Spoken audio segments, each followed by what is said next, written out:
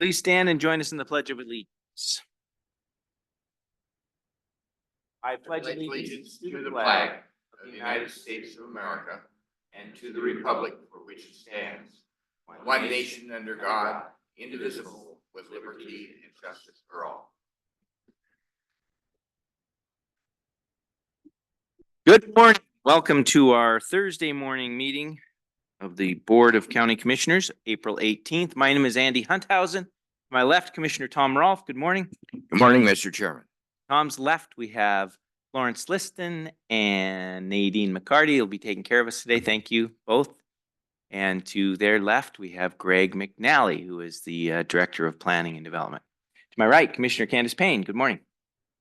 Deputy County Attorneys Egan Shea and Nico Hash. Good morning, gentlemen. And Roger Baltz, our Chief Administrative Officer. Good morning, Roger. I will repeat, I said it a little earlier, but now that the meeting is officially started, there is a sign-in sheet in the front. We'd like everyone to sign in so we have a good record of who's attended our meeting. As well, there are agendas there. So please take care of that if you would.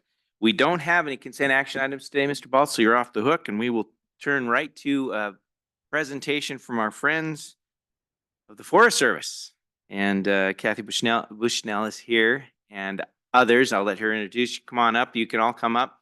And I'll just say this at the in opening that we so appreciate the relationship with the Forest Service and all of the partnership that we've had over the years and the things we do together and help each other out. And I think, matter of fact, last week we had a presentation from our Public Works Department about roads that we were going to partner on and those kinds of things. So it's great. Good morning. If you'd introduce yourself for the record and your team, that would be great. And we'll go from there. Well, thank you. Thank you, Mr. Chairman, commissioners, and everyone. Thanks for having us and letting us join the meeting. And again, for people who don't know me, I'm Kathy Bushnell. I'm the district ranger here in Helena. This is Jim Yarbrough. He is a district ranger at the Lincoln Ranger District. And this is Mike Kaiser. He's the fire management officer for the Helena District. So what we were thinking for, we don't really have a formal presentation. We just wanted to give you guys an update on what we have done and some accomplishments that we've had over the last year, and then some of the projects and things that we're planning for this field season to implement, and then some planning projects that are out a few years. So, but always open at any point. If there are questions, just let us know and we can clarify. Also, a person that wanted to be here but couldn't is Mike Munoz. He's the district ranger at the Rocky Mountain Ranger District. He sent me a text message with some of his updates. So I'll squint and try to read it to you when we're done with our information to share. So as far as the Helena District, so I'll give some of the planning stuff, but I think I'll give it to Mike first so he can tell you what we've accomplished in our fuels program so far to date, and then some of the projects that we plan to do this next year. So I'll give it to him, and then I'll do kind of a broader view for the Helena District, and then I'll give it to Jim after that, if that works. Okay, so, all right, you go ahead. Thank you. Good morning. Good morning, commissioners. Mike Kaiser, Fire Management Officer for the Helena District. So as you guys have probably seen this spring and last fall and through the winter, there's been a lot of smoke in the air. Our folks have been extremely busy working under a couple of different decisions, the 10-mile South Helena decision, telegraph decision, and the middleman decision out by York. So far this fiscal year, our folks have accomplished 4,900 and 800 acres of prescribed fire. That's actual burning. They've been very busy. So last year, we as a district accomplished just over 5,200 acres. Also a busy year. That also includes a lot of the slashing and the piling that folks have been seeing around the Helena area, especially in the South Hills. We do have about 200 acres that we do have planned in the South Hills this year for more slashing and more piling. As soon as we get the contract out, there will probably be looking at starting some of that work around June. is when that contractor will probably get out. We'll be continuing our mechanical treatments along the Continental Divide, going south from Mac Pass.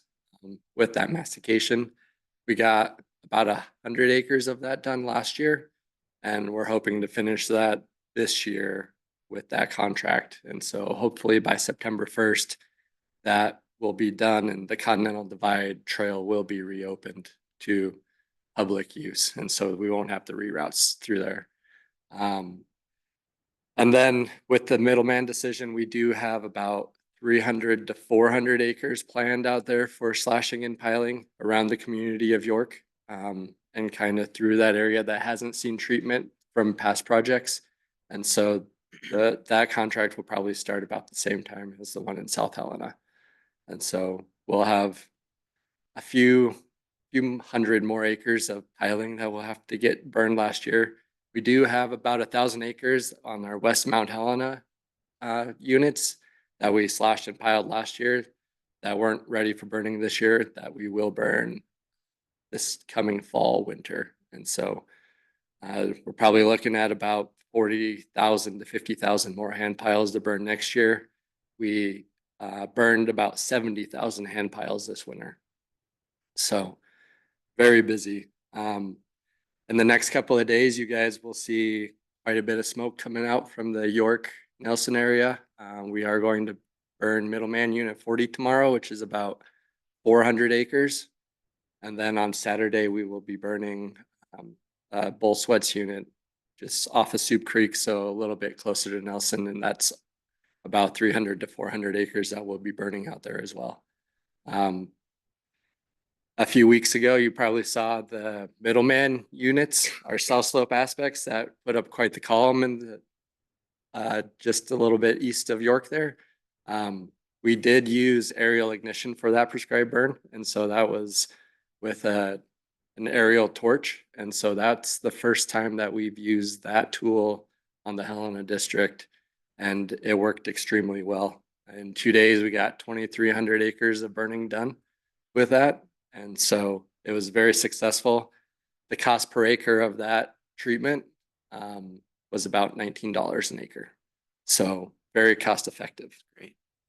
So I think that's the update I have. Well, before I let you go, Yeah. just a couple of questions. Others may have Yeah. questions, but we make some assumptions that this treatment, we call it out, whether it's hand or mechanical or whatever we're doing, the burning, it's for a purpose. So some people that are watching today may not fully understand why we're doing these kinds of activities, why you're doing these kinds of activities in the woods. So there's multiple reasons, but I'll turn that over to you. Maybe that's a good question. So a lot of the reason, especially around the South Helena area and around the communities that we have out here, is we're doing it for fuels reduction, hazardous fuels reduction. Because we've been so successful at suppressing fires the past 115 years now, there's a lot of fuel accumulation that's been built up over that 115 years that normally and historically would have burned quite often, like every 5 to 25 years to clean up that fuel. So that's what we're dealing with. A lot of these entries that we're putting in are first entries, and so that's why we're having to go in and slash and pile and then burn the piles before we can do the broadcast burning, because the goal is to retain the larger, more historic trees. And if we were just to go in and do broadcast burning, or if a wildfire were coming through, there's a high likelihood that we would lose a lot of those trees. And by doing these fuels reductions in the event of a wildfire, it gives us a lot more options as far as our suppression tactics go, just because it makes it easier to get in there and put the lines where we need to put them, and take action where we can safely put firefighters. And so really a lot of these treatments really help the community with being in a fire adapted ecosystem. And so, you know, it's a constant battle. And so currently those slashing and hand piling treatments, those are running about $1,000 an acre. And so when you do 1,000 acres at $1,000, that's $1 million to treat 1,000 acres. And so these are very expensive treatments that we're doing.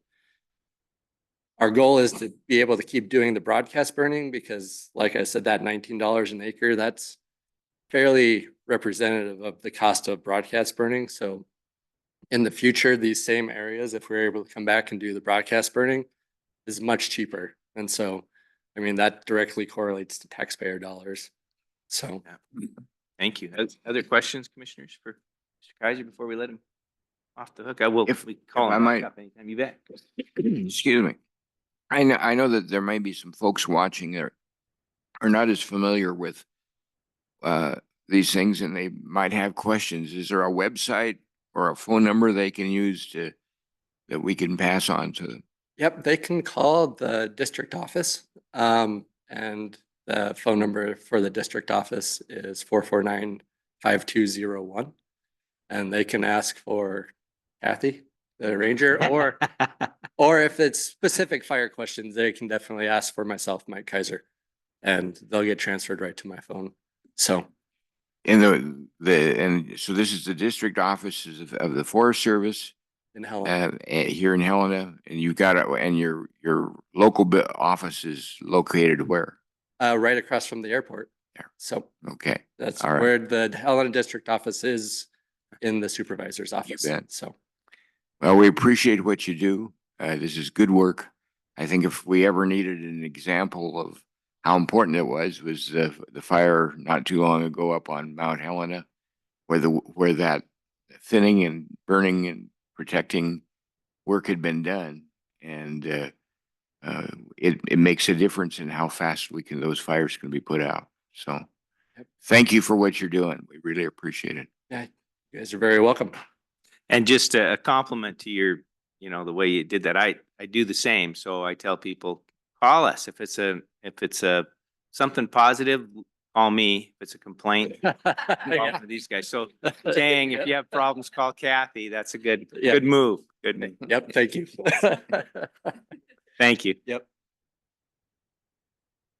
And I was just going to give a little bit for people who might not know what our project names are. So the Middleman Project is in the North Big Belt, the north of town. 10 miles South Helena, that is pretty self-explanatory, but it's South Helena area. And to the west, Telegraph is further west next to our 10 miles South Helena project. And all of the work. So I know that we do get calls about the piles, and I know they're kind of unsightly. People aren't big fans of seeing all these piles because, like Mike said, we have thousands of piles out there.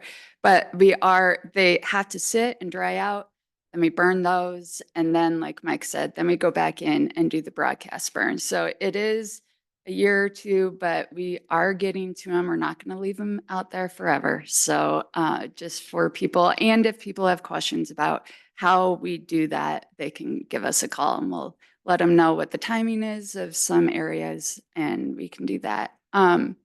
So outside of all the fuels projects, and we do have a lot. Oh, one thing Mike did bring up was a Continental Divide fuels project that we have along the trail. And so we have different reroutes for the through hikers for them to still enjoy the trail. But a lot of times we noticed and heard from the through hikers that even though it was kind of annoying to have to be rerouted off the trail, it gave them a chance to come into Helena and get new supplies and have, a night in town. So it actually, what we thought we would get a lot of complaints about that, we actually got a lot of compliments, and they were kind of pleased to be able to come into Helena and have an excuse to do that. So that was a positive, an unintended consequence and a positive one. So like Mike said, we'll have another year of that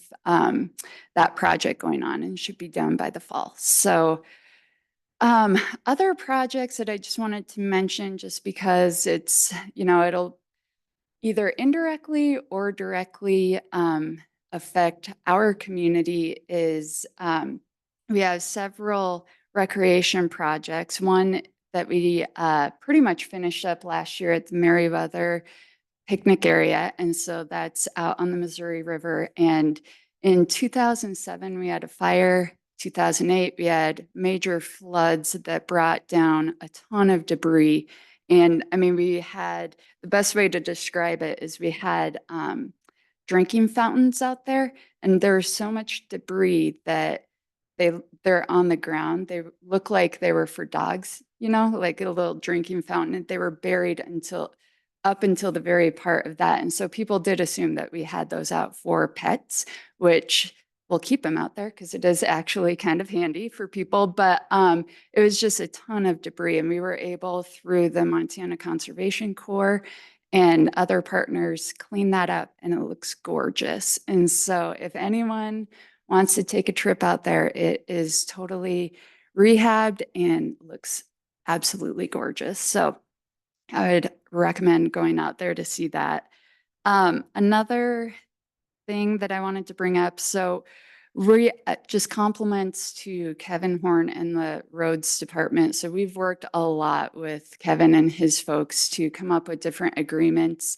We're having a bit of a challenge with our contracts for road maintenance. And so I know that when we're looking at some of these smaller projects, but also bigger projects, I reach out to Kevin and we're able to come up with some ways, whether it's through Schedule A agreement or other ways we can partner to try to figure that out, both for the county and then also for the Forest Service roads too. So I just wanted to give him a shout out. He's top notch when working with us. Other things that we'll see kind of in our area this field season is we have a lot of mine reclamation projects with DEQ and EPA. They have a lot that's going on private and other areas. We have a site or two that will be folded into an overall project. So there will be some hauling around the Minnehaha area. And then we also have 3 timber sales that we'll have going on, 2 in the South Helena area, and then 1 out in the Big Belts, our newest timber sale that will start. And so we'll see some trucks out there hauling. So I would just say, you know, we'll be working really hard to make sure that people know to look out for those trucks whenever they're going out to recreate on the forest, and both the log trucks and the mining trucks. So can't think of anything else.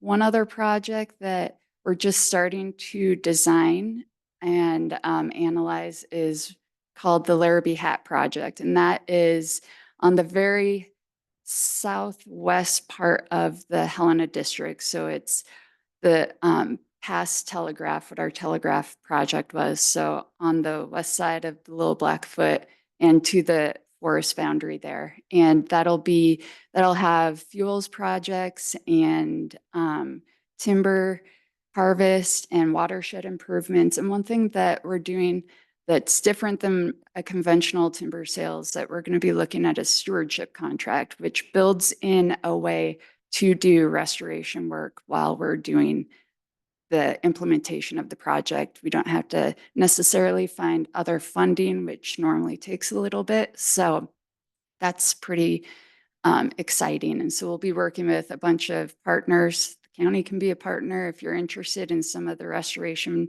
work or ideas of what you'd like to see.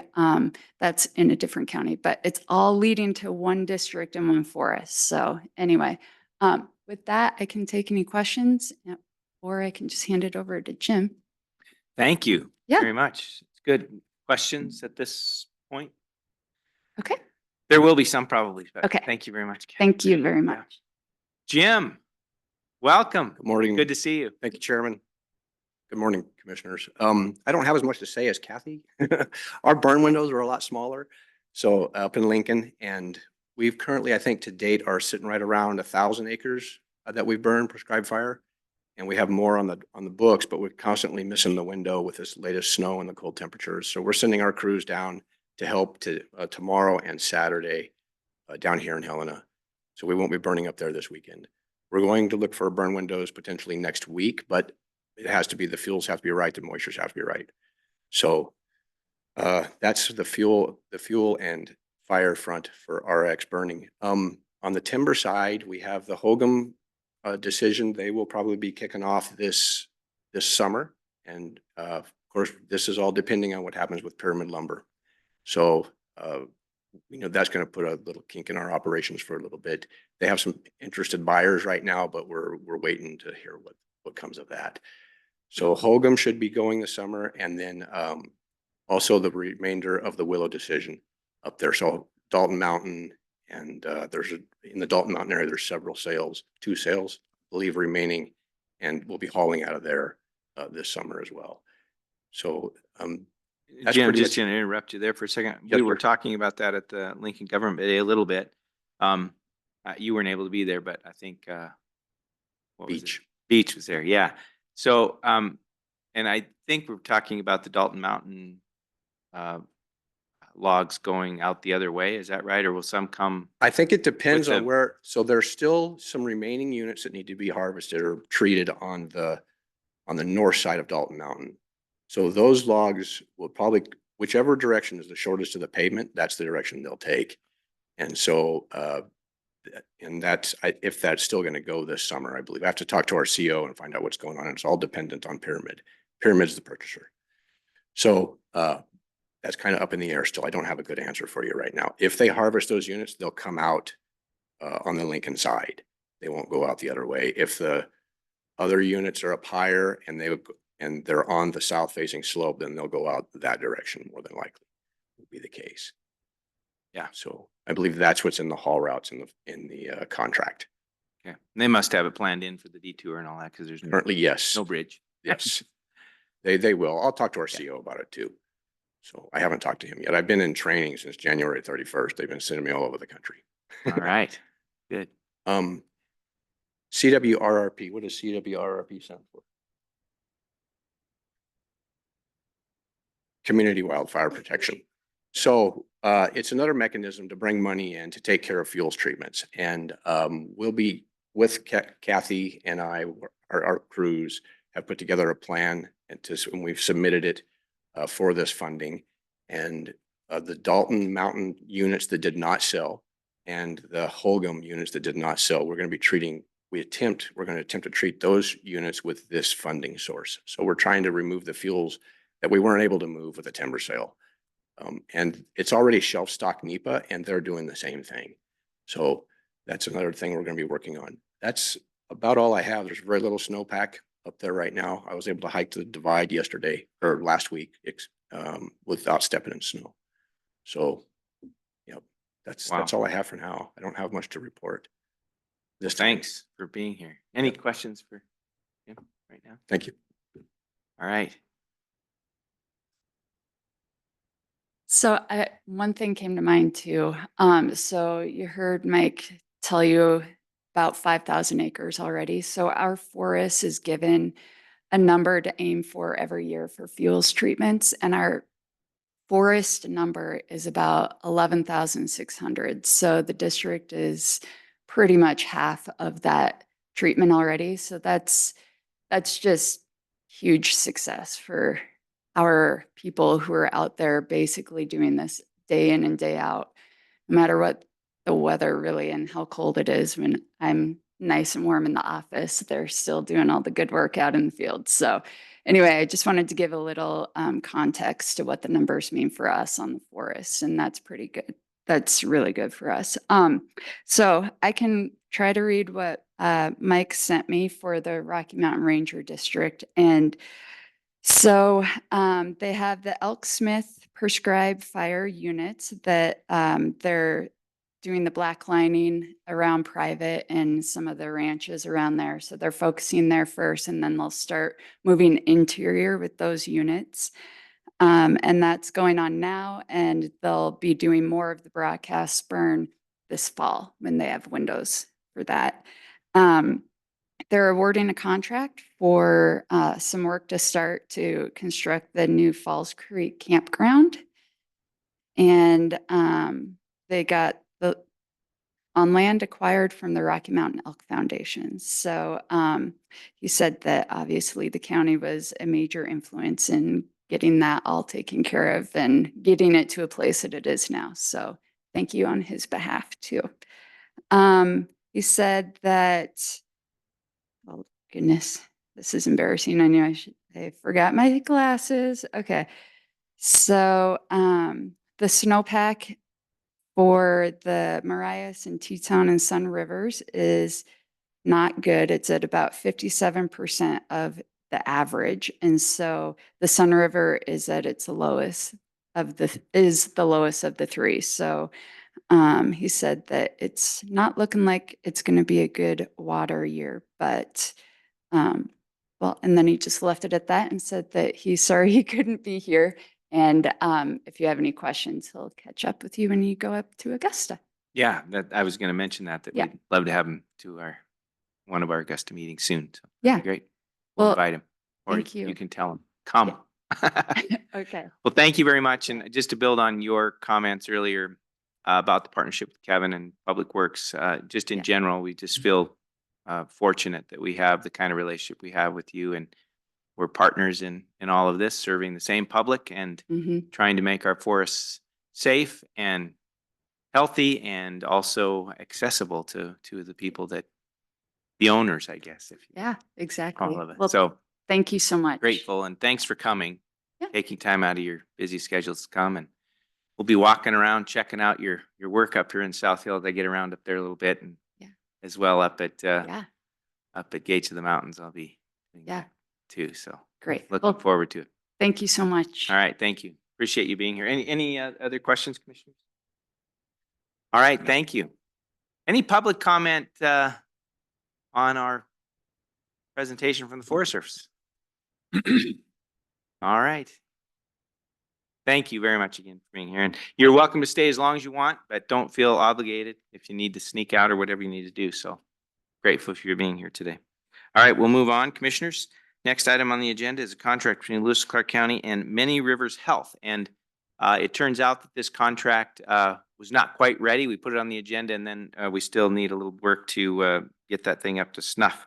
So we're not going to take action on that contract today, but it was already on our agenda.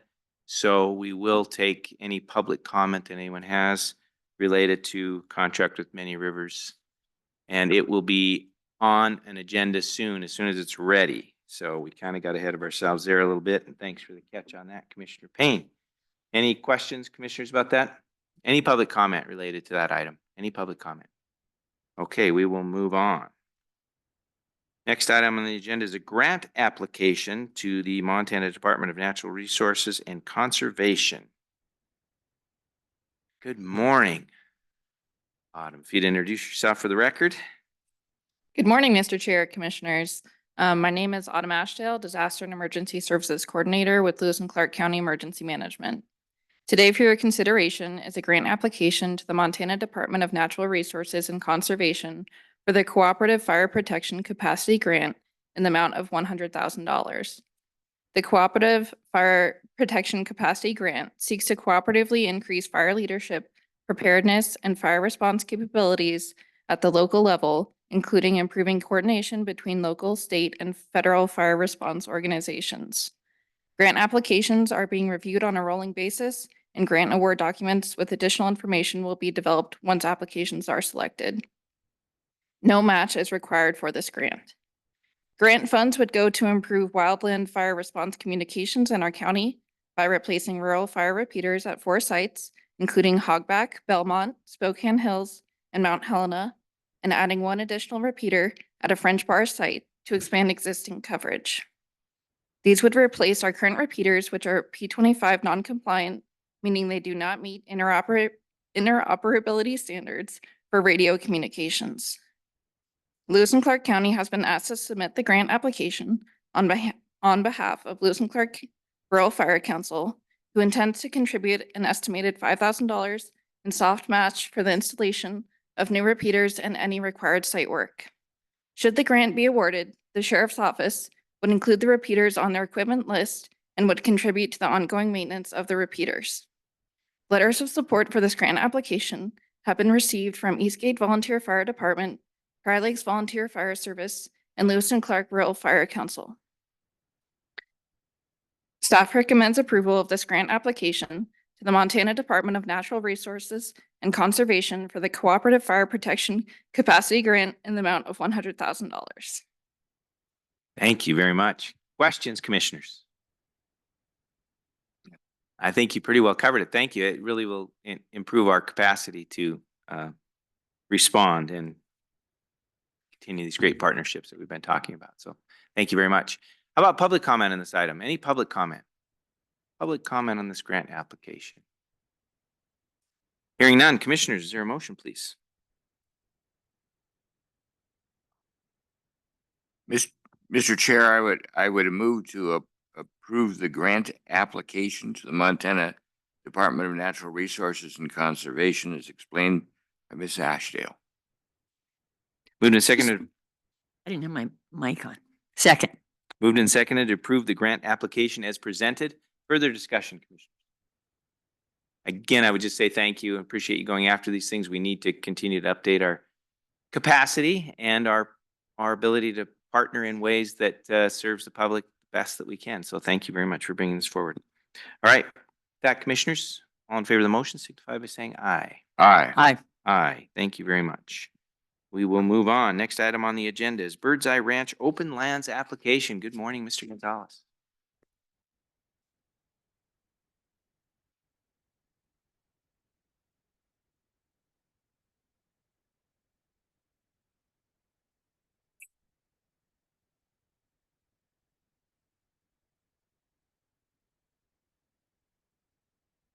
Good morning. Good morning, Mr. Chair, Commissioners.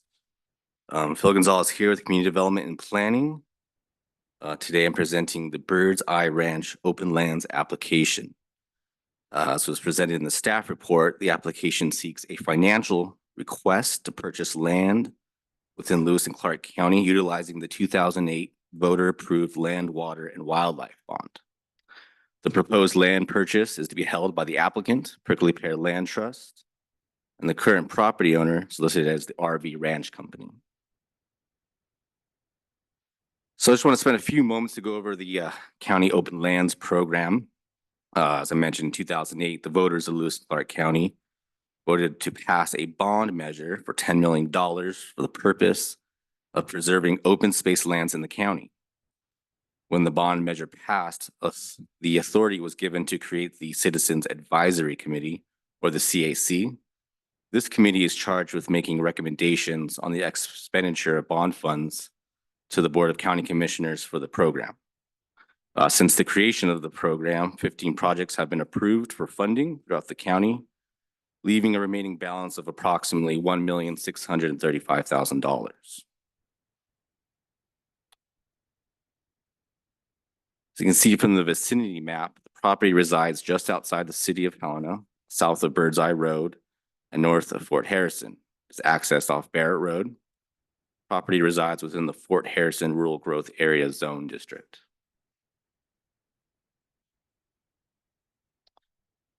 Mr. Chair, Commissioners, Prickly Pear Land Trust has submitted a Level 2 application that follows the expedited review process. This application, which was included with the staff report, details the specifics of the proposed acquisition, proposed funding request, and the open lands funding criteria. In a brief overview, the property is 1,457 acre ranch that has been and is currently used for seasonal grazing of cattle. It is a large contiguous block of grassland, tame pasture, and hayland that is punctured by 4 creeks, Granite Creek, Cherry Creek, and 2 unnamed creeks. On the property, there is one large calving barn, several small cow sheds, and 1 historic stone-faced keep constructed into a hillside. There are two track roads that exist throughout the property, originating from Bird's Eye Road and Barrett Road. Some significant wildlife are present or have been present on the property, including the greatly threatened local pronghorn herd, black bear, mountain lion, rough-legged hawk, and a robust population of mule deer. The submitted application states that PPLT seeks to acquire the property and be put into conservation. The applicant requests $1 million from the County Open Space Bond in order to purchase the RV Ranch property. That $1 million request would contribute to the total land cost of the appraised value, which is $2,900,000. The applicant has secured additional funds to purchase the property, including from the Department of Defense Army Compatible Use Buffer Program from the fort and the Montana Fish Wildlife Conservation Trust. This puts the applicant's financial request for the open lands program at approximately 33.8% of the total land cost, a leverage 2-to-1 ratio. Mr. Chair, Commissioners, as I mentioned previously, the applicant seeks to acquire the subject property. This differs from previous projects which have been brought up to you before in the past. Other projects were conservation easements where the applicant sought a conservation easement on a property owner's property. As a result for this specific project, a management plan is created between the applicant and the county. This type of an agreement is similar to other land acquisition projects that have gone through the open lands program, such as the 7 and 10 mile projects. The applicant has provided a land management terms and conditions draft with their application. This is a general agreement between Prickly Pear Land Trust and the county that outlines the applicant's responsibilities, conservation work for the property. And I'll just briefly describe a few items. If approved, the management draft states that a land restoration program would begin promoting firstly wildlife habitat, then agriculture, and then public access. Some uses of the property would include seasonal leased cattle grazing, and then other forms of public access such as hunting through block management program and recreational access such as hiking or equestrian activities. The management plan states that Prickly Pear Land Trust will pay all taxes on the property when due, and the property, if ever transferred, would follow the Open Space Land and Voluntary Conservation Easement Act to ensure a conservation easement is placed on the property and ensuring the county's open land program's priorities are continued.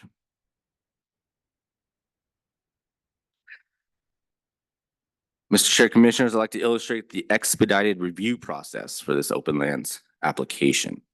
These applications do not continuously come before you, so I thought it important to kind of demonstrate where we are in this process. As you can see in the left-hand column, that's labeled the expedited review process flow chart, with number 1 being the submission of the level 2 application, which was attached to the staff report. Prickly Pear Land Trust submitted that application on March 6, 2024, alongside all the due diligence materials. The project was reviewed by staff, then presented by the applicant to the Citizens Advisory Committee, the CAC, on April 2nd of 2024. That meeting was followed by a site visit on April 8th, hosted by the applicant onto the subject property, where CAC members were given a tour of that property. The CAC reconvened on April 9th, having reviewed the application, seen the property on site. The CAC members discussed the application against the criteria laid out in the Open Lands Program Guide and voted 7-0 to recommend to the Board of County Commissioners to approve the application and move forward with the 30-day open comment period. So that brings us today, step 6, which is circled in red, a review of that recommendation application staff report. This board moves forward today by accepting that recommendation that would initiate that 30-day open comment period. Then staff would be back after that 30-day comment period and for this board to make a decision on approving, denying, or modifying that funding application. The 2008 Land, Water, and Wildlife Bond laid out 7 themes in this language that were the goal of the bond, and they were listed here. I'll briefly go through them: conserving working farms and ranches, conserving working forests, protecting habitat, fish and wildlife, provide opportunities for recreation, protect water resources and quality, preserve open lands and natural areas, managing growth and development.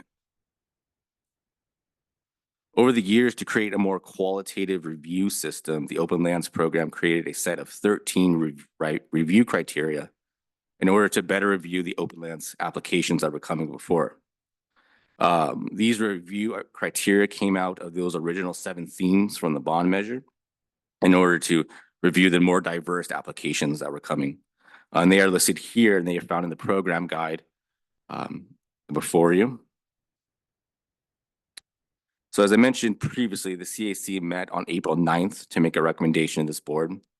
The CAC members discussed the submitted open land application, the site visit, the staff report. And at that meeting, individual members completed what we refer to as the project evaluation matrix, which is found in the program guide. This matrix is comprised of those 13 review criteria. Each individual member completes their matrix form, and the open land guide states that the project does not need to meet all of the criteria for approval. Is just there to serve as a guide for decision making. As you can see from the matrix that the CAC members added together, a majority of them were scored high on the criteria. As I mentioned, individual board members filled out those forms. Those are included in the staff report, including the meeting minutes that summarize that discussion and that final vote, which resulted in 7-0 to recommend approval. Mr. Chair, Commissioners, no public comment has been received as yet of this concerning this application. Staff does recommend this commission accept the Citizen Advisory Committee recommendation and begin the 30-day open comment period. With that, my presentation is complete. The applicant is here and ready to make a presentation. And the chair of the CAC, Sarah Christopherson, is also here for a couple of comments. Wonderful. Thank you, Mr. Gonzalez. Excellent presentation. I think you laid it out well. Questions for Mr. Gonzalez before we let him go at this time? Okay, Chair of the CAC first, maybe, and then there you are, sorry. And then we'll move on to, Good morning. If you'd introduce yourself for the record, please.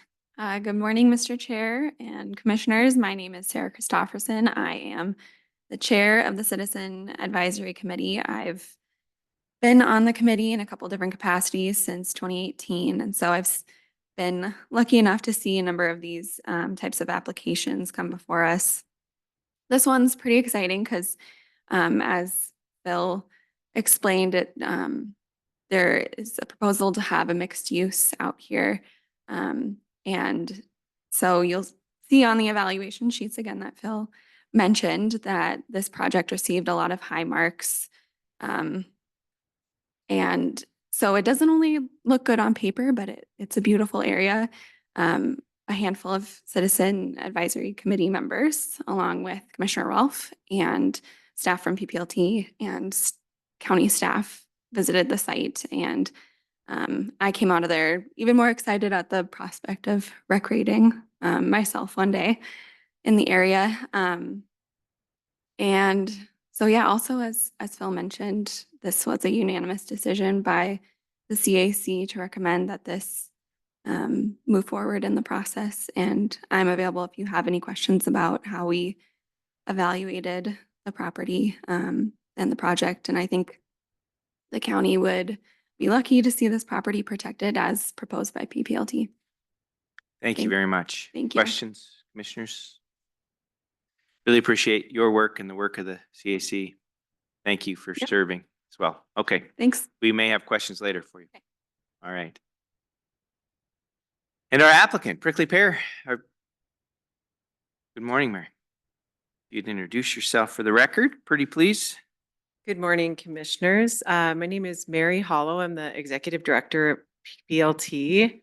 I've been at the Land Trust now for almost 10 years, and I've seen a number of these projects come before you, and it's been a pleasure on behalf of the organization to bring them before you. I wanted to give kind of an overview of the land trusts in Montana and how we operate, and then let some of the others go into some of the details. So the state of Montana is lucky enough. We have 5 regional land trusts that function like Prickly Pear does in certain specific areas and mostly around the urban centers in the state. We work in a 4-county region, Prickly Pear does, and in that region, you're familiar with some of the variety of projects that we've done, especially those with the open space bond over the years. Lewis and Clark County is one of 4 counties in Montana that has an open space bond program, and those programs in the state have served in a critical capacity to provide gap funding in the places where there isn't other funding to accomplish projects like this. And again, for a number of priority critical reasons. Some of those are to keep key agriculture properties intact. Some of those underline, in our case, specific defense and military priorities as well. And then, of course, communities, as we face immense pressure for development from all sides, having programs like this helps us and gives us a really critical tool in the toolbox to make sure that we can leverage other funding sources and that the county participates and has an investment in the outcomes that are important for everybody. This project is a great example of one, obviously, it's highly leveraged, and that leverage, of course, comes from two other funding sources. But without Lewis and Clark Open Space Bond, we would not be able to get this project done. And for the number of priorities and reasons that we need to be able to work on projects like this, and we're really grateful on behalf of Prickly Pear Land Trust that the county has made this investment. Prickly Pear turns 30 next year. We've been working in the region for 30 years, and we work in a few different program areas. We have public land partnerships that you're familiar with some of the acquisitions that we've used open space bond funding on, as well as other funding sources to build out the South Hills Public Land Estate, which of course is one of the, well, it's a statewide, one of the best trail systems that we have in Montana, and it's becoming one of the most popular trail systems, public land estates in the region. The Open Space Bond program participated in some of those key acquisitions that were in holdings in the South Hills Land Estate, and otherwise, again, without county funding, we would not have been able to move quickly and acquire those lands and add them into the public land estate. It was interesting to hear the Forest Service talk about their work, but had we not been successful knitting together the South Hills Public Land Estate to be what it is today, we would have had subdivision, rural subdivision that's incredibly costly to defend against wildfire in that urban wildfire interface area of the community. And that would have spanned all the way from the west end all the way to what is, well, I guess to the interstate now. So that was probably not the first priority for protecting some of those properties early on when Prickly Pear acquired them. But certainly by the time we did the west side acquisition, a couple of years ago, I guess in 2020, that all of that land was in the wild and urban interface at the time when the county had just determined those lands to be of the, brightest red for wildfire potential. So it's been a really incredible program, and one that I think is just going to continue to be more and more valuable as we look back on some of those acquisitions and some of those projects that we've done over time. In our community conservation parks, the Open Space Bond has also participated in helping some of those become a reality, like 10 Mile Creek Park.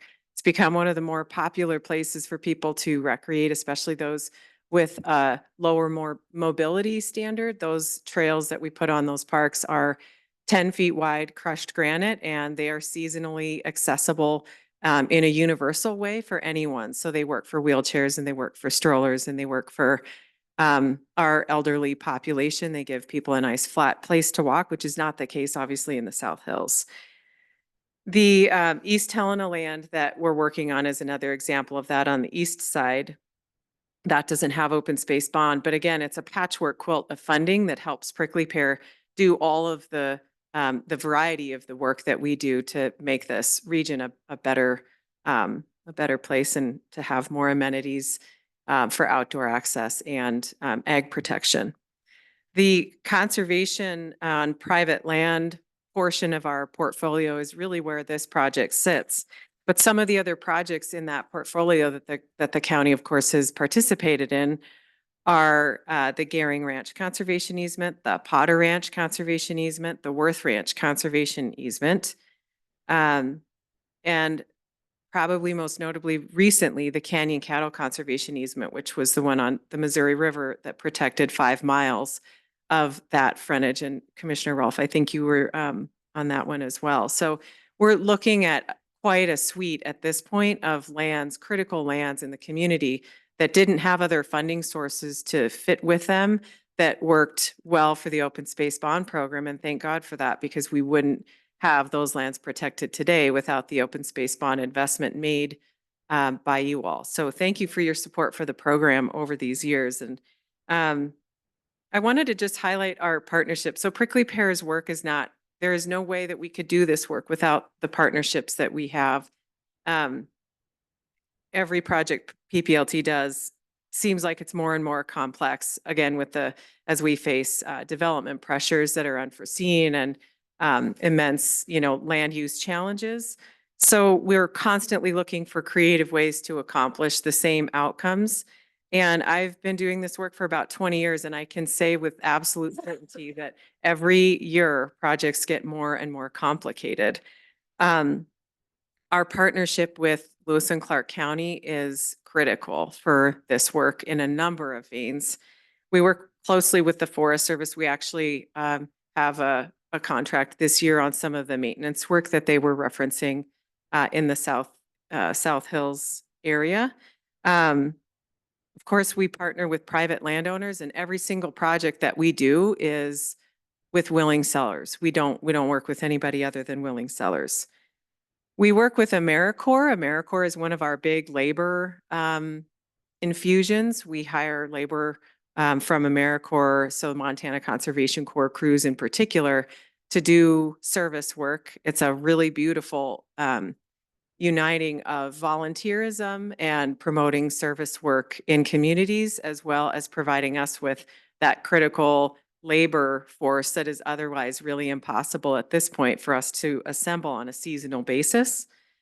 We have support from the state of Montana. We work really closely, obviously, with the business community, and we have a lot of corporate support as well as individuals. Prickly Pear has something like 15,000 household members in our region now that support us on an annual basis, and that number continues to grow. Fish, Wildlife and Parks and Spring Meadow Resources, we partner with them specifically on 10 Mile Creek Park, as well as some of the other funding sources through the state that support things like trails and acquisition projects. And then the one most notably that I just wanted to highlight that has been an absolute game changer, I think, for all of us in several of these categories is the partnership with the Department of Defense, the U.S. Army, and locally, the Montana Army National Guard. You're going to hear a little bit more about that, but that project has really elevated all of this work in such a big way and provided a leverage source for us to really scale up protection work and scale up conservation work at a time when, of course, we're faced with critical development pressure and crazy demand for more protection for conservation and ag purposes, as well as recreation. So it's been an absolute godsend for Prickly Pear to be able to work with all of the myriad of partners that we have, and we're incredibly grateful for each and every one of you.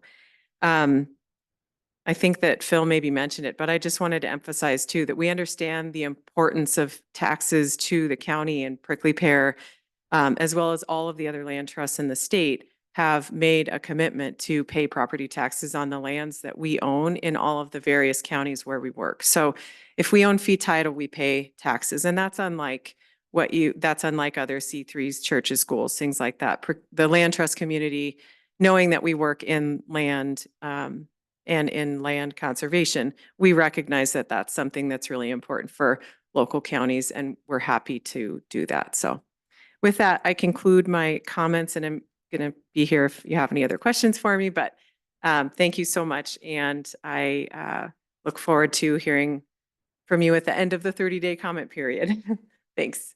Thank you, Mary. And there's others lined up to speak today? Great. Thanks. Thank you very much. Appreciate you being here. Appreciate your comments. Good morning, Mr. Chair, County Commissioners. My name is Travis Vincent. I'm the Lands Director with Prickly Pear Land Trust, and you've been pretty thoroughly briefed on this project, so I'm gonna kind of just focus on kind of the geography and giving you a better visual explanation of this property. So these are some of the points that have already been discussed.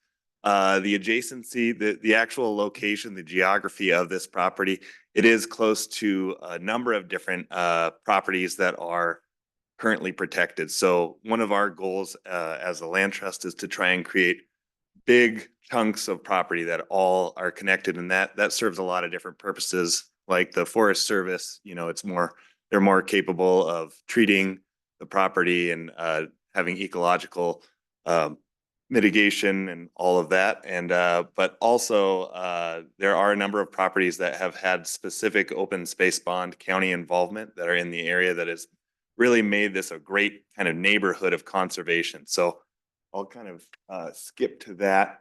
So this is this is a more helpful representation of that. So the property it's a big property, and that's something that we can't underemphasize. This is going to be the largest fee title acquisition through this program. And so that's great for the wildlife that were out there. I heard that there was quite a few antelope that joined the site visit. And I mentioned this to Kevin earlier. I don't know why during hunting season, you can't get within 400 yards of them, but on our site visits, you can almost reach out and touch them.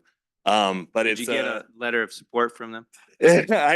we would, yeah. We'll work on that one. But yeah, so you can see directly to the east of this property is the 7 Mile Creek property. So that's a property that was acquired through both the same partnership between the fort and the county funding that we're asking for today. And that, you know, this is a similar kind of project with the Bird's Eye property that we do plan to do some ecological restoration on this one as well. The 7 Mile property that actually went through a $1 million restoration project, and it's ongoing. We've got 100 or so trees that will be planted in the next couple of weeks out there. And that whole property, that's a 2.2 mile stretch of 7 Mile Creek. So this is with the Bird's Eye property, we'll actually be acquiring some water rights to 7 Mile as well. So it's a great comprehensive strategy for conservation in this area. And another project that the county funded is just to the north of this. You can see a hatched yellow property. That's a 260 acre property that is owned by Dennis and Deb Milburn, and that is under a conservation easement that this board approved in 2011, I believe. So, you know, slowly but surely, we are protecting that buffer area around the fort, and then also providing access and a lot of conservation. And so, this is just the keystone piece right in the middle of all of that. And now's the fun. Excuse me, I have a question. Could you Yes. go back to your prior slide? Absolutely. There is a little purple right up at the top of 7 Mile Creek. You see, it looks like it's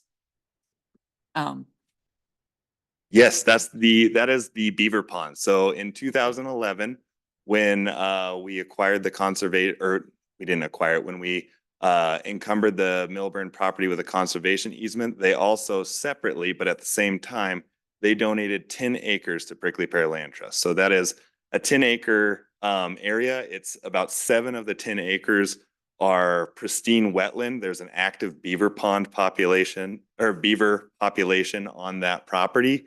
There's only about 3 acres that could be developable, but that is also a protected property that PPLT owns and is a part of that 7 Mile project. I have a lot of information about that project that I'm happy to share with you, but in the interest of brevity, I should probably move on, but we have some fun One more ideas thing. for that one too.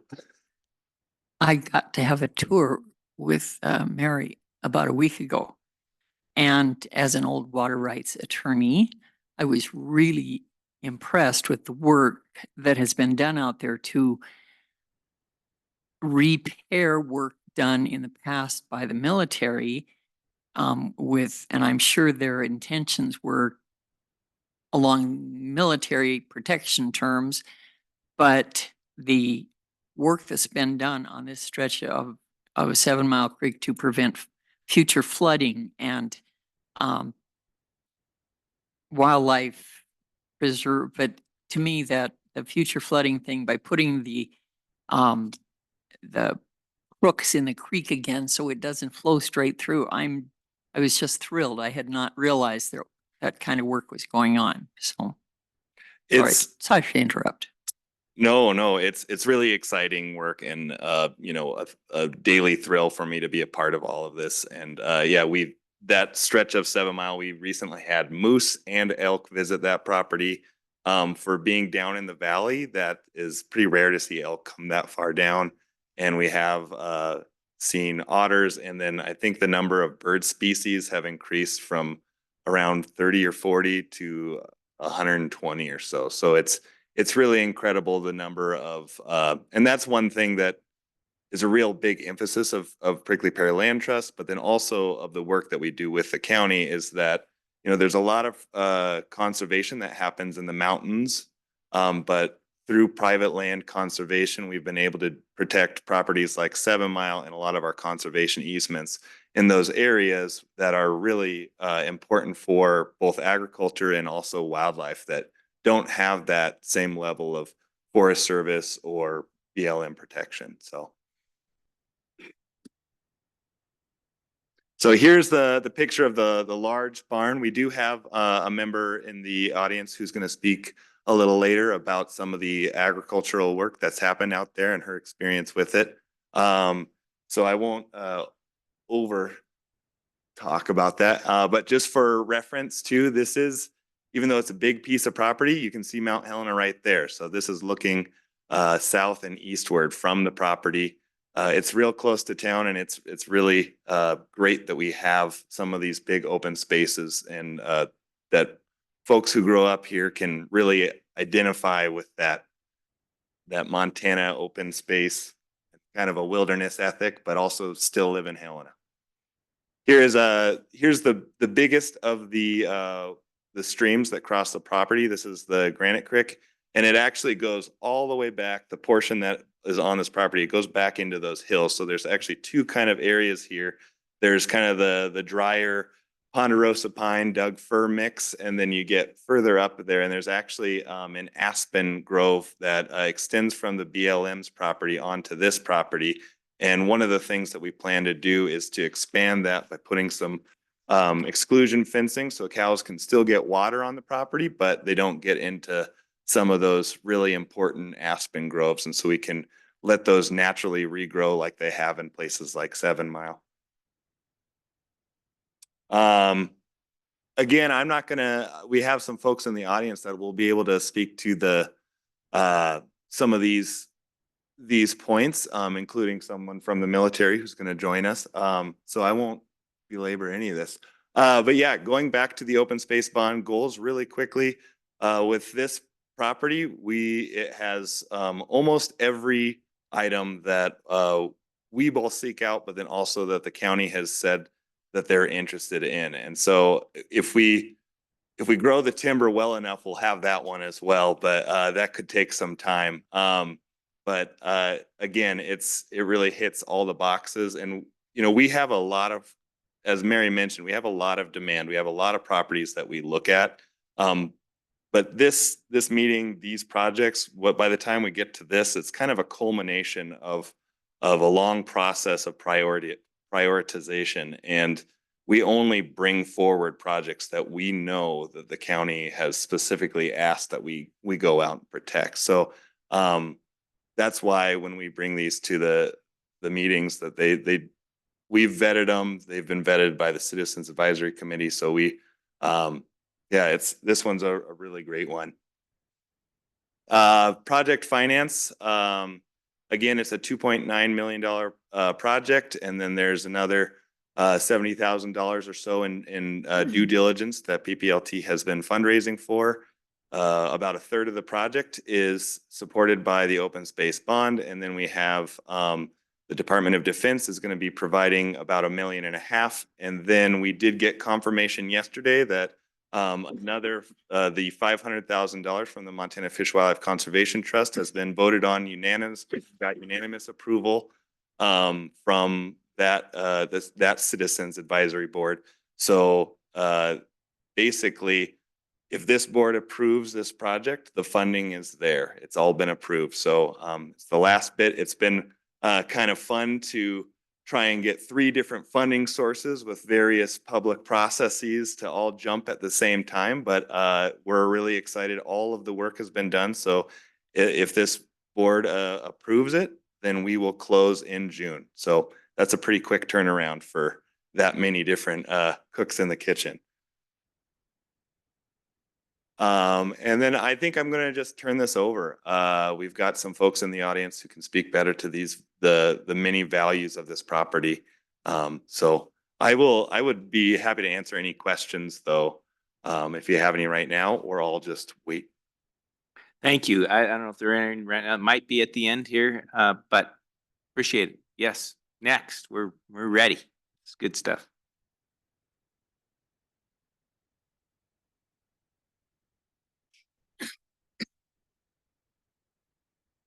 Good morning. Good morning, Commissioner, Chairman.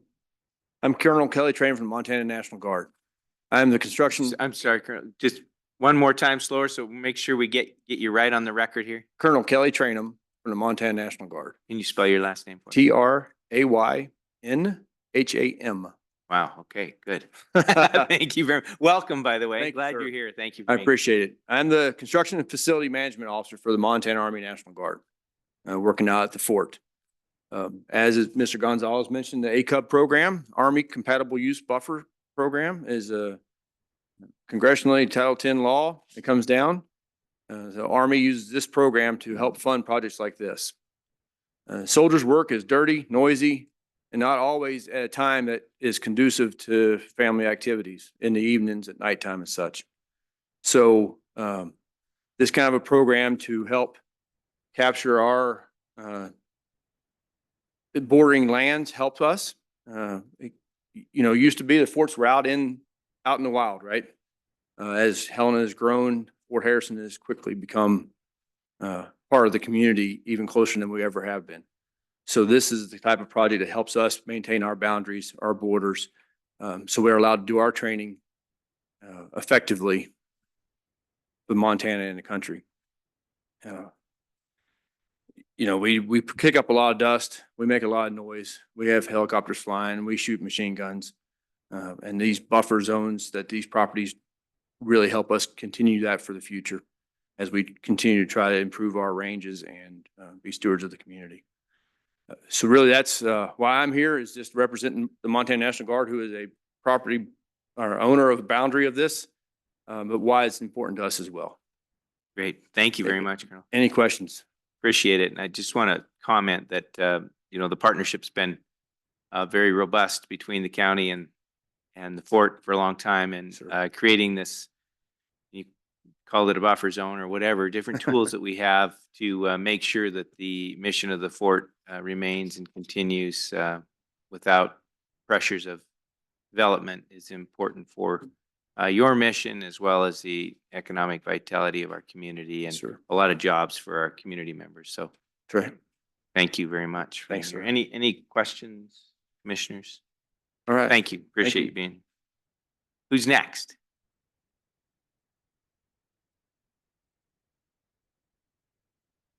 Good morning. Welcome.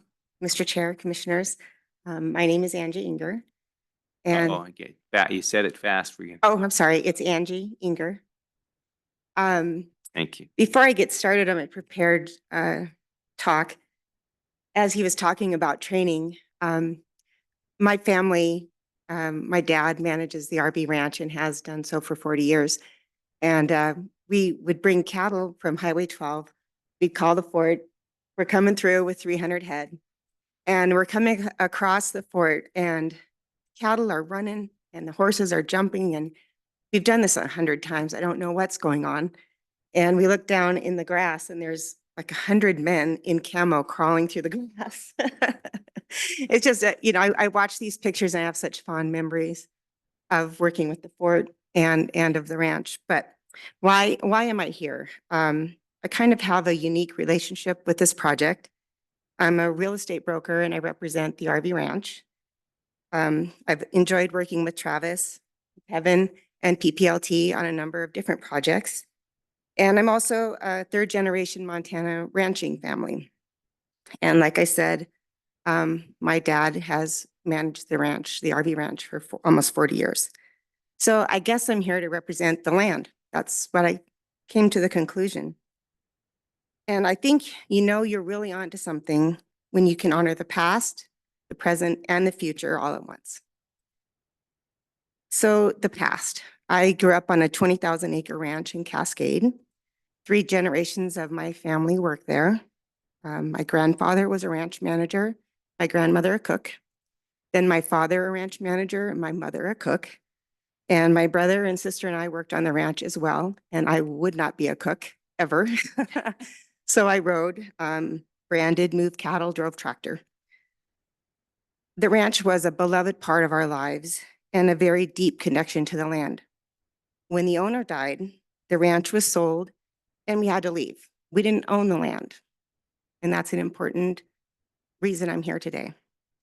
Loading our stuff in a horse trailer and leaving was one of the most influential points of my life. Which brings me to the present.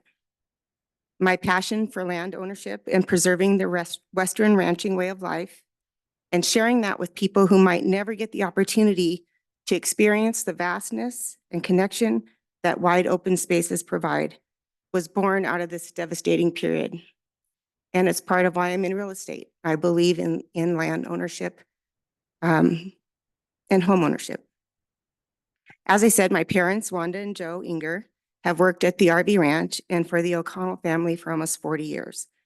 They're dedicated servants of the land, and I have ridden and walked almost every piece of this property for many years, and I represent the ranch and their real estate concerns in other areas. But I'm not just their broker. I consider myself responsible for doing the right thing for the ranch, the ranching community, and my local community. Which brings me to the future. We could not be more pleased with this proposal on so many fronts. First, as a representative of the RV Ranch, I realized what an incredible experience it was for me to grow up like I did and to have that opportunity to share wide open spaces with people who never might get to experience something like that is very profound and meaningful. Secondly, as a real estate broker, I get so many calls from ranchers, local ranchers, looking for pasture. It really is at a crisis level. So keeping large parcels from subdivision and providing pasture for local ranchers and our way of life is critical. And I'm a grandmother now. I have 2 little grandsons. And the lasting legacy and reminder of who we are as Montanans is preserved for future generations through this project. And I couldn't be more proud. I'm thrilled for the community of Helena, and I hope we have your support. And I thank you for the opportunity to speak on behalf of the RV Ranch. Thank you very much. Yeah. Appreciate you being here. Appreciate Thank your you. comments. All right, who's next? Or do you want to? Good morning. That's a very hard act to follow, by the way. Yes, it is. My name is Willis Yarberry. I am just an old retired guy, but also have the pleasure of serving on the board of Prickly Pear Land Trust. And I also serve on their conservation and recreation committee. And so just briefly, just to let you know, we take our role in governance pretty seriously. So Prickly Pear has a 2-fold approval process. So when Travis and Kevin and these guys surf up a project they're interested in, they bring it in front of our committee first for a preliminary approval, which gets a fair amount of vetting before they get the go-ahead with a vote to proceed forward and start the project. And then after they start the project, do the due diligence, it goes forward for a final vote for approval. So we take that responsibility very seriously. This is a phenomenal project. And again, thank all the partners, Lewis and Clark County, but also in particular, the military. This ACUB defense program is a real godsend for the community. And this project literally falls in their highest tier of priority for projects. So we're enthusiastic about it. You know, it's had, full-throated support from the committee and from the board. And I would urge that you guys can consider this positively as a project. Thank you very much. Yarberry, right? Yarberry, yes. Thank you, Mr. Yarberry. Appreciate it. Further partnership comments or anything PPLT wants to wrap up before we move on to public comment here? General public comment? Okay. Thank you very much for your comments. Commissioners, before we take further public comment, any questions, please? There is not one opponent? What the heck kind of a hearing is Well, we this? don't know yet. Jeez. Okay, we are gonna, That was the applicant's team okay. and- presenting still. Okay, thank you. Okay. I get confused, you know.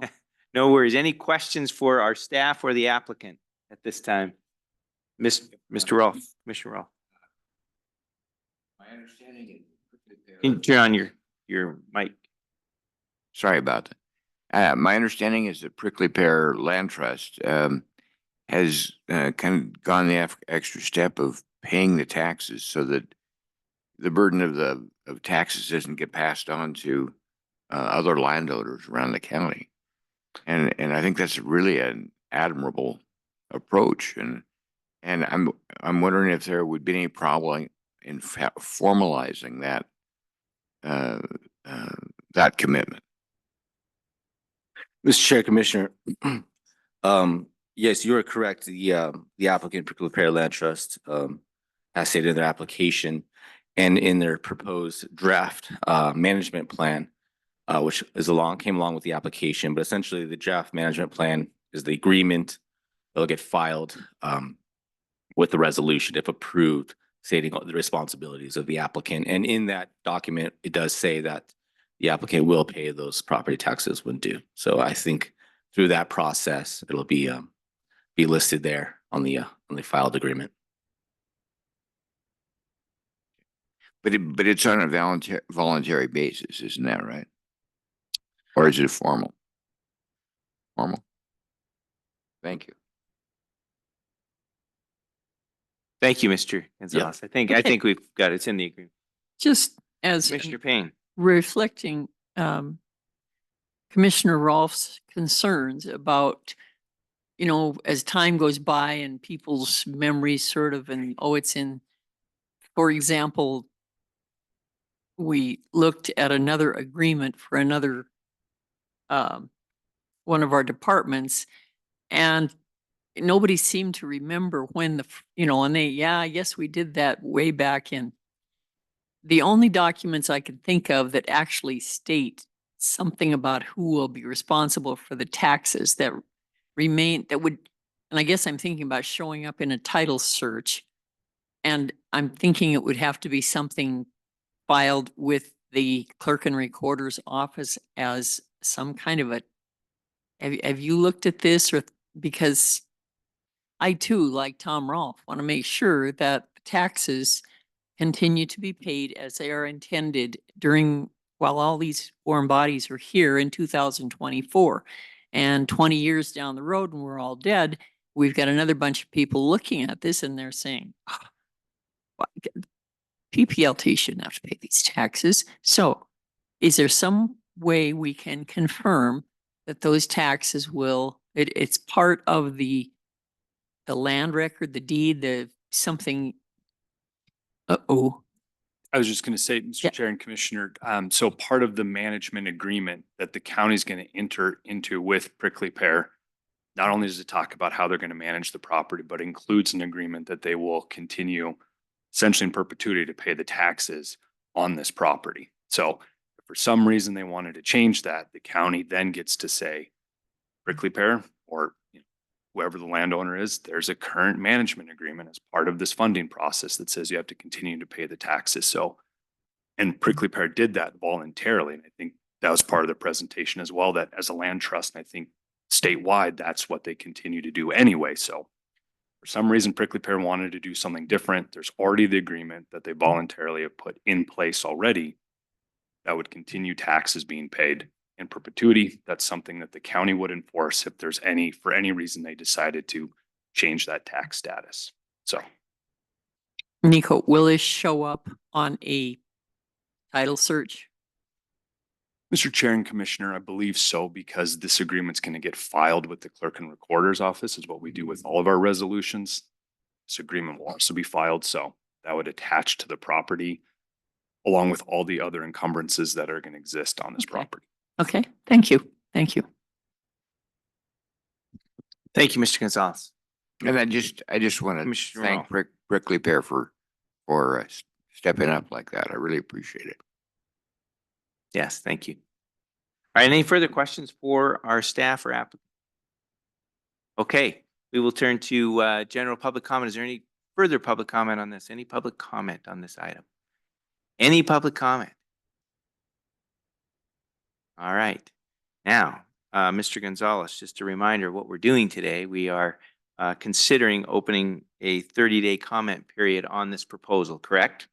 Mr. Chair, Commissioners, that's correct. We are, you're tasked with, if you so choose, to accept the recommendation from the CAC and then begin opening the 30-day open comment period. Okay, and just for those that might be watching today, if we do that, then how do they make their comment? What options do they have, and how do they find you? Mr. Chair, Commissioners, so as any public comment, they can contact our office, and we can we'll collect that public comment and present it within a staff report at a later date in front of this board. Thank you very much. All right, Commissioners, any further questions for Mr. Gonzalez? All right, we've taken public comment. The question is, Commissioners, whether you would like to accept the recommendation of the Citizens Advisory Council on Open Lands and open a 30-day comment period related to this application. Are you looking for a motion? Yes. All right, so moved. Second. Moved and seconded to accept the recommendation of the Citizens Advisory Council and open a 30-day comment period on this Bird's Eye Ranch Open Lands application. Commissioners, further comment prior to a vote? I'd just like to say thanks to everyone. Really appreciate the presentation today and military's involvement. Great stories of the past, present, future. Thank you very much. And of course, our committee and the work that you do for us and represent the county out there in the interests of the program that has been established. So thank you very much. And Mr. Gonzalez, yeah, it's a lot. Appreciate you putting all this together for us. Okay. Commissioners, with that, all in favor of the motion signify by saying aye. Aye. Aye. All right, we begin. We'll see you in 30 days or so. Thank you very much. Appreciate it. We'll give you a second as our next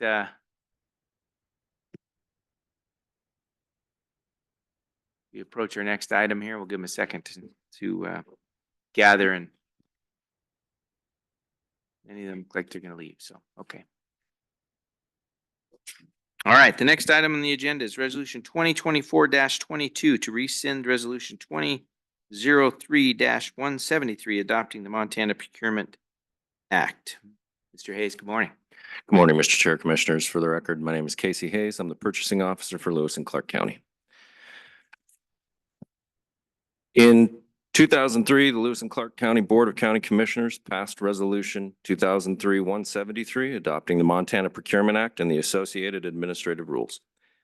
At that time, the county did not have its own policy related to purchasing or procurement and needed to meet federal funding requirements that grantees provide evidence that they are following prescribed procurement methods. In 2021, the county adopted a purchasing policy, and contradictions and conflicts between the Procurement Act, the administrative rules, and the statutes specific to county contracts, that being Title VII, Chapter 5, Section 23 of Montana Code Annotated, were soon identified. For example, statute requires counties to let to bid any purchase of equipment in excess of $80,000, while administrative rule allows for a bidding threshold of $100,000 for state agencies. As another example, The Procurement Act allows state agencies to conduct sole sourcing, procurement method by which goods or services can be obtained without competition under limited circumstances. No such allowance is given to counties under the statutes specific to county contracts. In order to ameliorate the conflicts in statute, the best pathway forward for the county would be to rescind the resolution adopting the Procurement Act and rely on a robust policy based in specific statutes from the Procurement Act, county contract law, and administrative rules that do not create contradictions. Before the board today is a resolution that would rescind the county's 2003 resolution adopting the Montana Procurement Act and associated administrative rules. Our request here today is to rescind resolution 2003-173 adopting the Montana Procurement Act and associated administrative rules. Staff recommends approval, and I welcome your questions. Thank you, Mr. Chase. Any questions, commissioners, at this time? Any questions? Okay, to sum that up from a layperson's perspective, a lot of big fancy words in there. I like it. It matches your get up today. You look great. Sure, thank you. Um, Thank you. Just to sum that up, essentially, we have been following the Procurement Act. If we were to rescind that and replace it with a robust policy, as you said, that took the best parts of the law or the laws that are available to us, as well as adding in our county policy, it would be then probably serve our purposes more effectively than this does, because there's opportunity for contradiction and problems from continuing the way we have. Is that essentially correct? Mr. Chair, Commissioners, that's a correct interpretation. Essentially, the Montana Procurement Act is intended for the state, and counties can, at their voluntarily adopt that act, but you adopt it whole cloth, along with all the administrative rules that are promulgated as a result. And where we find that sometimes administrative rule gets changed, but then corresponding statutes related to county contracting don't get changed. And so this would allow us that sort of a more dynamic ability to adjust our purchasing to meet our needs. Thank you very much. Questions, commissioners? Any questions for Mr. Hayes? Yes. If I might, I just want to refer to the county attorney's office. Any downsides you can see in doing this that would be, there'd be back end retribution against us for backing out or for rescinding our adoption of that? Mr. Chair and Commissioner, so as Mr. Hayes talked about, the Montana Procurement Act generally set up for the state. So counties, we have our own statutes that they have to follow. The statute allows counties to adopt it either wholesale or, essentially the parts that you like for more of a consistent process. So I think we see a lot of counties having some sort of bifurcated process where they use some parts of the Procurement Act, sometimes the ones that they might not necessarily work well on a county level, or on a state level, it might make a lot of good sense. So I think what we would be doing today, should the commission choose to do this and continue to move forward, is we'd actually be in line with a lot of other counties that haven't necessarily adopted the entirety of the Procurement Act. So. Thank you. Thank you. Mr. Chair, Commissioner, just to add to that, we did poll a number of other Montana counties. The majority of them do not have or have adopted the Montana Procurement Act. Thank you. Commissioner Payne. I just want to, in reading the second paragraph of the handout, it talks about the Procurement Act at Title 7, Chapter 5, Section 23 of Montana Code Annotated. Is there a section of this MCA that only addresses county contract law? I mean, is it like Section 21 or something, or do you know? Sorry, Mr. Chair and Commissioner, so I'm looking at when you're talking the section, you're talking the third whereases? No, I'm looking at the executive summary. That's the next item. But Oops, I turned it too. Right, Okay, yes, but it is part of the act. And so if there's questions about what we're rescinding, I guess that's, So maybe I'll pitch it this way. You guys tell me where I go wrong. So right now what's happening is we have a resolution that's going to rescind a previous resolution. That prior resolution adopted the entirety of the Procurement Act. So in 7/5/21, 22, something to that effect, I can't remember off the top of my head, those are the statutes that are specific to counties. okay. And so even when the counties adopted the Procurement Act, we still have those requirements as well. So I'm sure Mr. Hayes will get to it. Procurement Act statutes sometimes have some conflict, so. right. Mr. Chair, Commissioner Payne, so the title and chapter for the Procurement Act is Title 18, Chapter 4. The statute specific to county contracts there in that second paragraph, Title 7, Chapter 5, Section 23. So that is the county contracts. We cannot rescind that. We have to follow that. And this is the result of the conflict where we must follow 7/5/23. We have voluntarily taken on 18/4, and rather than allow the conflicts to persist, we are removing wholesale adoption of 18/4. Thank you. Yeah, that makes sense to me, and I appreciate your clarification because sometimes it's confusing. So Title 18 has to do with procurement law for the state of Montana. And Title 7 has to do with procurement law for counties?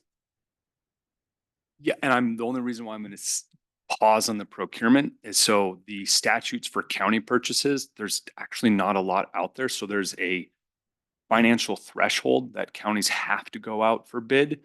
And essentially, give or take 2 or 3 more sentences, that's the statutes for counties. So there's not really even a purchasing procurement process. It's kind of like 1 or 2 requirements, and that's about it for counties. As compared to the state under Title Yes. 18, there's a lot there. Okay, thank you very much. Thank you. Any further questions? Okay, thank you, Mr. Hayes. Is there any public comment on this item? We are considering Resolution 2024-22 to rescind Resolution 2003-173, which adopted the Montana Procurement Act. Any public comment? Any public comment? Hearing none, Commissioners, there a motion to approve Resolution 2024-22. So moved. Second. Moved and seconded to approve the resolution as presented. Further discussion, Commissioners? Thanks for the. Would you like me to read the resolution? We can, we sure can. Don't have to, but yes, why don't you? Okay. For fun. For fun. Thank you, Mr. Chair, Commissioners. The resolution reads, whereas on December 12th, 2003, the Lewis and Clark County Board of County Commissioners resolved to adopt Title 18, Chapter 4 of Montana Code Annotated, the Montana Procurement Act, and the administrative rules promulgated by the State Department of Administration. And whereas until the adoption of the county's purchasing policy on August 19, 2021, the county did not have a policy that guided the county's procurement operations. And whereas in the time since the adoption of this policy, the county has grown to understand where Title 7, Chapter 5, Part 23 of Montana Code Annotated, County Contracts, conflicts with and supersedes the Montana Procurement Act and its associated administrative rules. And whereas the county's policy has been further refined since its adoption and is comprehensive in how it directs the county's departments in the proper procedures for expending public funds and procuring contracts that obligate the county. And whereas with further refinement, the county's policy will specify which parts of the Montana Procurement Act are applicable while removing any conflicts with other superseding statutes. Now, therefore, be it resolved by the Board of County Commissioners, the county rescinds Resolution 2003-173, adopting the Montana Procurement Act and the administrative rules promulgated by the State Department of Administration. Thank you very much and well written. Appreciate that. Commissioners, we have a motion and a second on the table. Any further discussion prior to voting? All in favor of the motion signify by saying aye. Aye. Aye. Aye. Thank you very much. Next item on the agenda is revisions to the Lewis and Clark County Procurement Policy. Mr. Hayes. Thank you, Mr. Chair. Commissioners, again, for the record, my name is Casey Hayes. I'm the purchasing officer for Lewis and Clark County. The The Lewis and Clark County Board of County Commissioners adopted a purchasing policy on August 19, 2021, and revised the policy on April 12, 2022. The policy requires that it be reviewed no less than every 3 years. Since the last revision, the Grants and Purchasing Department, with the assistance and input of the county's Finance Department, County Attorney's Office, as well as department directors and staff, have identified aspects of the policy that should be revised. Also, the 2023 Montana Legislature amended and created certain laws related to procurement that should be reflected in the county's policy. A summary of the proposed revisions to this policy are as follows. The title has been changed to the procurement policy. Procurement is a more correct description of the process this policy covers. Purchasing is a general term related to obtaining goods and services, and generally without a long-term contract or ongoing relationship with a vendor, whereas procurement includes purchases, solicitation of sources, and the award of contracts. Policy statement has been revised. The revised policy statement specifically refers to the applicable parts of the Code of Federal Regulations and Federal Acquisition Regulations. The broad adoption of administrative rule relating to the Montana Procurement Act were removed while specifying which chapters of Montana Code annotated relating to contracts are applicable. Under applicability, a statement was added to establish that county funds shall be used for the legitimate business needs of the county and for the uses that achieve the mission of the county. Administration responsibilities for the implementation of this policy was updated to include elected officials along with department directors, as this policy applies to all public officials who are trustees of the public's funds. Ethical standards were updated to have already existing language related to conflicts of interest and gifts under the same subsection. Definitions were refined for existing terminology, and new terms were added to the glossary. Directives were updated, general guidelines updated to take into consideration food and beverage purchases and offer better guidance as to allowable and unallowable conditions for purchase of food and beverages with public funds. Cooperative purchasing agreements are now specifically called out in policy as established in Montana Code Annotated, and invoice-based contracts, a common practice, are now called out in policy, and parameters for the use of these types of agreements are established. Purchasing procedures were updated. Solicitation procedures were clarified to include spending thresholds for the different types of solicitations. It now includes relevant references to statutory requirements for the procurement of architectural, engineering, and surveying services. A change to statute relative to the allowance of the waiver of bid security for construction projects costing less than $150,000 was incorporated into policy. Based on changes to the procedures outlined in Code Annotated for competitive sealed bids and proposals, we have incorporated the use of a notice of intent to award. This includes a public comment period prior to the board awarding a contract or purchase through bidding, and the state's prescribed procedure for the release of information relating to bids and proposals received in response to a solicitation. Alternative project delivery contracts, as detailed in statute, were incorporated into the policy. Sole and single source purchases were updated to align with the legal requirements relating to county contract requirements. Performance and payment security requirements for construction contracts were revised to align with the statutory allowance for a waiver of these bonds at the discretion of the elected official and department director responsible for building or construction costs less than $150,000. It now includes requirements for debarment and suspension checks with federal or state funds are being used. Recent state legislation has created a requirement for governmental entities to certify that contractors who have a contract with a value of at least $10,000 and at least 10 full-time employees do not have a practice. Mr. Hayes, I think there's questions. Sorry to interrupt you. I believe you misspoke. It's not 10,000, it's 100,000. Yes, ma'am. Okay, so Yes, ma'am. just, Thank you for the just correction. keep things Yep. clear. You betcha. Yep. So then again, recent state legislation has created requirement for governmental entities to certify that contractors who have a contract with a value of at least $100,000 and at least 10 full-time employees do not have a practice, policy, guidance, or directive that discriminates against a firearm entity or firearm trade association. The certification form has been created and will be required for all solicitations or contracts that meet these requirements. And lastly, we added a requirement that any approval of a request for a variance from this policy be conducted by the board in a public meeting.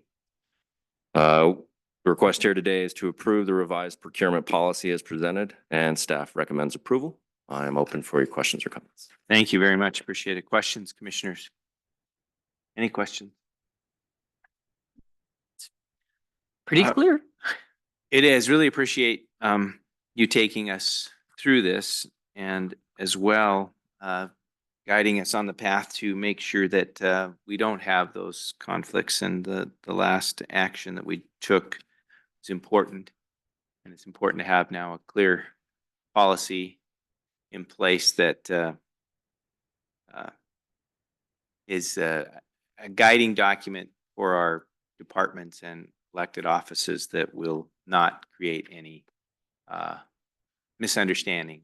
Chairman, So appreciate that. I do have another Commissioner, question. Please. Thank you. Phil, we sit on a lot of boards. And I was at a board meeting earlier this week, and it was a mosquito board, and they were going to, they hire somebody to spray mosquitoes. Is that a contract that has to be done according to this document? Yeah, Mr. Chair, Is Commissioner being- Payne, that is correct. We worked with the mosquito control district last year to solicit for those services. So we conducted a request for proposal, and from that generated the contract that then now establishes the services that are provided by the mosquito control district. But yeah, boards that serve under the Board of County Commissioners, if you will, who generate their authority from this board, all entities, elected officials of Lewis and Clark County have to follow this policy. If there is a statute, I think of water and sewer districts or rural fire districts where those are separately elected boards with their own autonomy and their own authority to spend, then they would have their own policies. But any board that extends from this board would have this as their procurement policy as well. Thank you for clarifying that. That's exactly what I needed. Thanks, Commissioner. Any other questions? Okay. Thank you. Any public comment on this item? I think we've already done this, but we'll do it again. Any public comment? Any public comment? Okay. No public coming forward. Commissioners, a motion to approve revisions to the Lewis and Clark County procurement policy. So moved, Mr. Chair. Second. Moved and seconded to approve the revisions to the policy as presented. Further discussion, commissioners. I also want to thank you for the thoroughness of this work. I think we're trying to do the things the right way, trying to make it fair for anybody who wants to do business with the county, and at the same time trying to get the best deal we can for the taxpayers. So thank you very much. Yeah, thank you, Commissioner, Mr. Chair, Commissioner. This is as we've all kind of discussed independently, this is our promise to the taxpayer. This is what we say we're going to do with their money. And so this policy allows for an open, fair, and transparent process. And that is the goal which it attempts to achieve. And through the work, not only of the Grants and Purchasing Department or this board, but through all of the departments and elected offices in this county, working together through this policy, we can achieve that goal. Thank you. Thank you. Any further comment? No. I would just say thank you. Tons to this. We handle it here in a 20-minute block, but boy, hours and hours went into getting to this point. So thank you, Ann. Thank you to the County Attorney's Office for your participation and assistance and guidance through this process. All right, with that, Commissioners, we have a motion and a second on the floor to approve the revision of the procurement policy, Lewis and Clark County's procurement policy. All in favor of that motion signify by saying aye. Aye. Aye. Thank you very much. All right. Next item on the agenda is the time where we will take public comment on any item that is under the jurisdiction of the commission, but not on today's agenda. Is there any public comment? Any further public comment? Any public comment? Seeing no public come forward, commissioners, thank you very much for a good meeting, and we will stand adjourned.